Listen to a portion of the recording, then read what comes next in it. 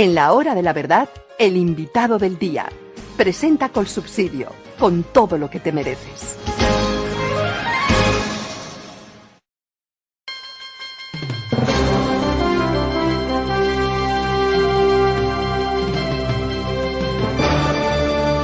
Bueno, ¿qué está pasando con los grupos armados? El ELN ya desmintió al presidente y le dijo que con él no se había convenido ningún cese al fuego. ¿Qué está pasando con los otros grupos? ¿Estamos en un momento de cese bilateral al fuego o no? ¿Qué sucede? El exministro de Defensa, Diego Molano, no lo dice. Doctor Molano, muy buenos días.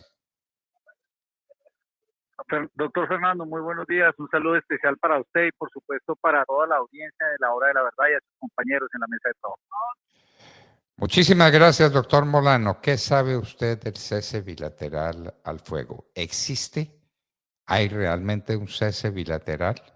¿Hay paz en este momento en Colombia, para decirlo con otras palabras? Lo que usted sabe sobre el particular, doctor Molano. Doctor Fernando, lo que estamos enfrentando hoy es un caos en términos de las reglas para poder mantener la seguridad del país, porque si bien el presidente Petro ha planteado una paz total y un cese bilateral que se supone iniciar el 31 de diciembre, pues vemos ya tres hechos que son elocuentes frente a cómo esas reglas no existen y lo que están los colombianos, particularmente en diferentes zonas del país, es al garete frente al rol que pueden cumplir el papel de las fuerzas militares para darle seguridad. En el caso del cese bilateral con el ELN, este lo negó y por supuesto hoy se mantienen negociaciones frente a esa actividad. En segundo término, el fiscal claramente, el doctor Barbosa, ha señalado que doctor Londoño, lo escucho. Sí, hubo una interrupción, pero adelante, doctor Molano, lo estamos escuchando bien.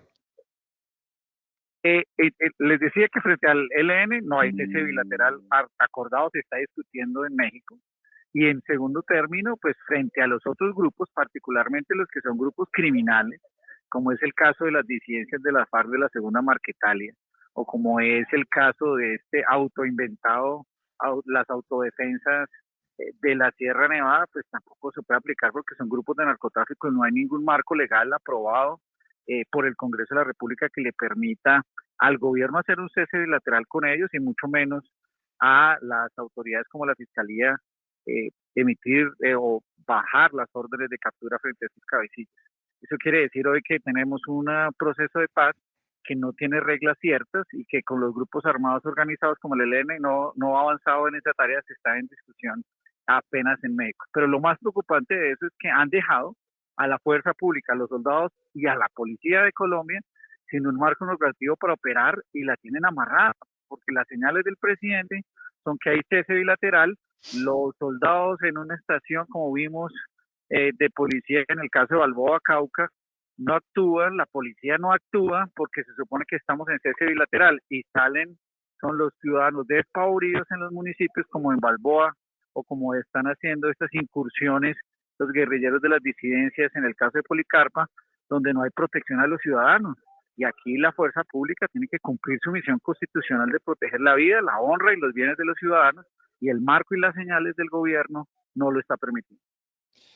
En este llamado cese bilateral al fuego, doctor Molano, se habló algo del cese de las actividades de narcotráfico que tienen las organizaciones criminales con las cuales hay cese bilateral al fuego. ¿El tema del narcotráfico se mencionó?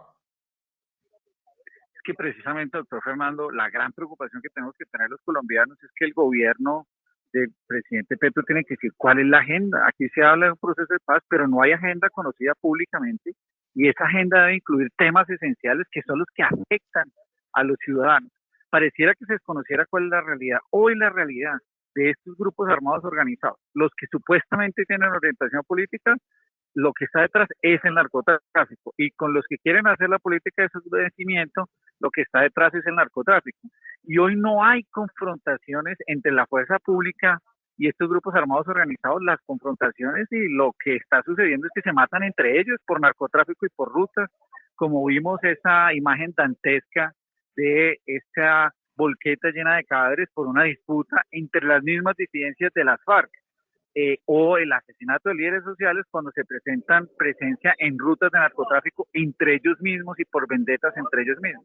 Entonces aquí hay un gran desconocimiento del cese bilateral, no es porque ellos ya no atacan a la fuerza pública, ellos están defendiendo su negocio del narcotráfico. Y en segundo término, porque otros temas de la agenda que son vitales como requisitos previos para poder tener un cese no se han discutido. ¿Qué ha pasado? Pregunto yo, con la liberación, primero que todo, de todos los menores de edad que han sido reclutados ilegalmente. Por ahí debería comenzar todos, que los liberen a todos ya si quieren entrar en cualquier disputa o negociación con el gobierno colombiano. Primera responsabilidad. Por supuesto, la discusión del tema de narcotráfico, por supuesto, la verificación y también cuáles son las reglas especialmente para operar un cese bilateral en todo el país, porque estos grupos operan en varios departamentos, pero no se han definido ninguna regla. Y eso deja, por supuesto, amarradas las manos de la fuerza pública para actuar y cumplir su misión constitucional. No sabemos nosotros si queremos que usted nos diga si usted lo sabe. Si lo que pretende o propone el doctor Gustavo Petro con este cese bilateral y con las negociaciones subsiguientes es que haya una sola mesa de negociación o, para empezar, 5 mesas distintas de negociación de la paz. ¿Va a ser una? ¿Van a ser 5 mesas? ¿Eso cómo se va a manejar? ¿Y cómo se va a manejar la coordinación entre 5 mesas distintas con intereses distintos, con sitios de influencia completamente diferentes, con estilo distinto de enfrentar los problemas nacionales? ¿Qué se sabe sobre ese particular? ¿Una mesa? 5? ¿Cuántas? Hasta el momento hay una sola mesa, que es la del ELN, y ha habido las conversaciones con los otros grupos armados. Pero es que, mire usted, lo complejo de esta situación que los colombianos que tenemos que entender. Primero, al país le tiene que decir claramente el Gustavo Petro y el presidente que está negociando con las FARC, y son dos tipos de FARC. Las que nunca entraron al acuerdo, las disidencias de Gentil Duarte y Iván Mordisco, que siguieron el narcotráfico, y la segunda Marquetalia que entró al acuerdo defraudó a los colombianos y luego se fue a Venezuela a tratar de restablecer las FARC en Colombia. Dos negociaciones diferentes con dos orientaciones diferentes. La segunda es la del ELN como grupo armado organizado. Y la tercera que se está señalando ahí son grupos criminales. Es que este grupo que se denomina ahora, se supone Autodefensas de la Sierra Nevada, es un grupo criminal que se llama Los Pachencas, que es puro narcotráfico, que no tiene ninguna orientación política. Entonces los marcos de negociación, intereses de cada uno es diferente y no entiende uno cómo se están manejando sin primero, sin un marco claro, por ejemplo, para las que tienen que entrar en política de sometimiento y sin una agenda clara para cada uno de ellos. Pero hasta el momento hay una sola mesa con el ELN. Una sola mesa con el ELN, ya uno no sabe si está en México o en Venezuela. Usted nos dijo que se habían o se están adelantando negociaciones. Sí, diga.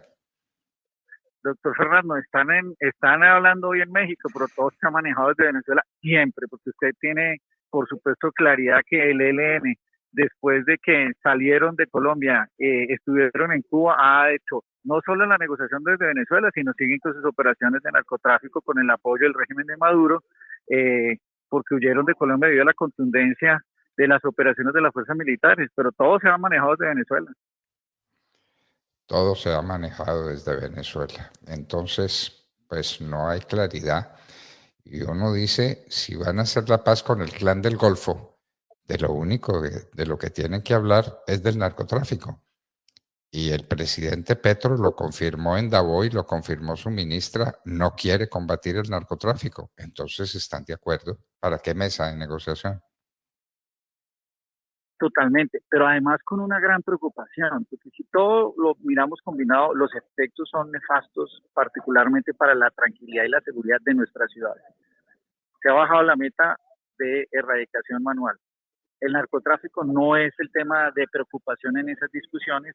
El país se va a inundar de coca, está bajando la demanda internacional porque está llena de coca también. Lo que estamos viendo es ciudades en Colombia, Bogotá, Medellín, Cali, llenas de narcotráfico y grupos como el Clan del Golfo, que lo que hacen es en los municipios darle su franquicia a los grupos de microtráfico locales, como en Carmen de Bolívar, como en el Urabá antioqueño, para que vendan microtráfico y extorsionen afectando claramente la tranquilidad y la seguridad en municipios y ciudades y especialmente incentivando el microtráfico a nivel local.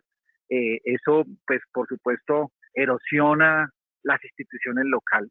Eso afecta la tranquilidad por la afectación que tiene para los niños y para los jóvenes con este fenómeno del microtráfico y, por supuesto, incrementa los niveles de inseguridad. Y un tema que debería estar en la agenda de discusión es la extorsión. Hay que decirles, no pueden seguir, quieren estar en una mesa de negociación, no pueden seguir extorsionando a los colombianos en los campos y en las ciudades colombianas, porque eso es lo que hacen estos grupos hoy en día. Doctor Molano, en Davos, Suiza, en el Foro Económico Mundial, nada menos, el presidente Petro ha repetido que la guerra contra el narcotráfico es una guerra perdida, que para qué librarla, que lo que hay que hacer es convencer a los consumidores para que no consuman, pero no intentar ninguna acción contra los narcotraficantes. Entonces, en ese sentido, aquí en Colombia hay nada que hacer, porque lo que hay son grupos de narcotraficantes que tienen armas en la mano para garantizar el resultado de su negocio. ¿Y esto cómo es, doctor Molano? Y es en Davos, Suiza, y es ante el mundo entero. Pero es una gran paradoja, porque plantea la necesidad de un mundo que proteja el medio ambiente. Y hoy el mayor patrimonio del mundo es la selva amazónica colombiana, nuestra selva. Y lo que destruye las selvas colombianas no es, en el caso de Colombia, otra cosa que la deforestación. Y una de las principales causas de deforestación es el narcotráfico, que destruye el medio ambiente, en primer lugar, porque las FARC, las disidencias de las FARC, son las que hacen a partir de captura ilegal de tierras, deforestación, acabando con la selva. Y son los laboratorios de coca con los químicos a su alrededor que destruyen los ríos, las fuentes de agua en las selvas colombianas. Mire lo que le pasa a la selva en la costa pacífica nariñense, con una destrucción inmensa por los laboratorios que han crecido y los químicos a su alrededor. Entonces, se plantea la necesidad de la protección del medio ambiente. Pero la causa de deforestación más grande en Colombia, una de las más grandes, porque es una de las que más afecta, pues no se está atacando en Colombia. Y esto es una realidad. Es una paradoja ese planteamiento de protejamos la selva, pero dejamos crecer el narcotráfico. Es una paradoja, es una contradicción en los términos. Usted lo dice muy bien. Y estamos pues ante esa circunstancia, porque eso lo dijo la ministra de Minas y lo dijo al parecer con pleno respaldo del presidente Petro, que sería otra vez en la que diría que no hay nada que hacer contra los narcotraficantes. Entonces, ¿qué estamos discutiendo? ¿No? Pero además complejo, y si usted me permite incluir otro tema que me parece vital para los colombianos. Dice la ministra de Minas ayer otra vez, no más contratos de petróleo y gas nuevos.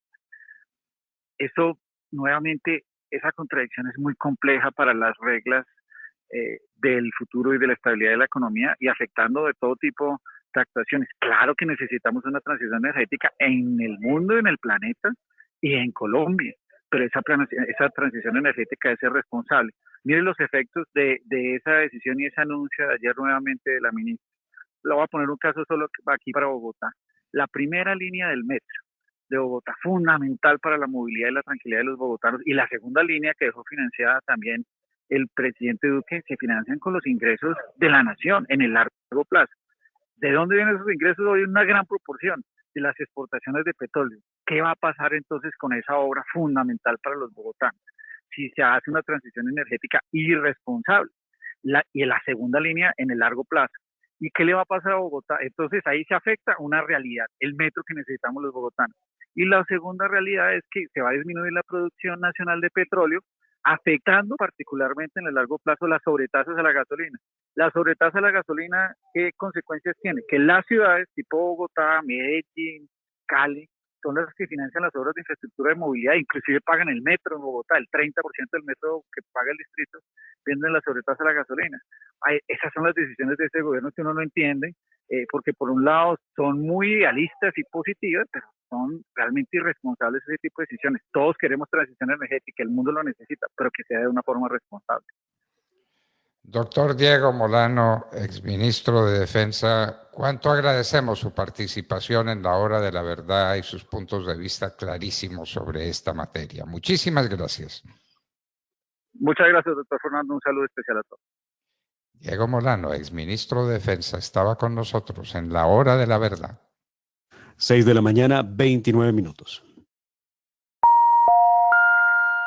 Acceda desde cualquier parte del mundo a www.lahoradelaverdad.com.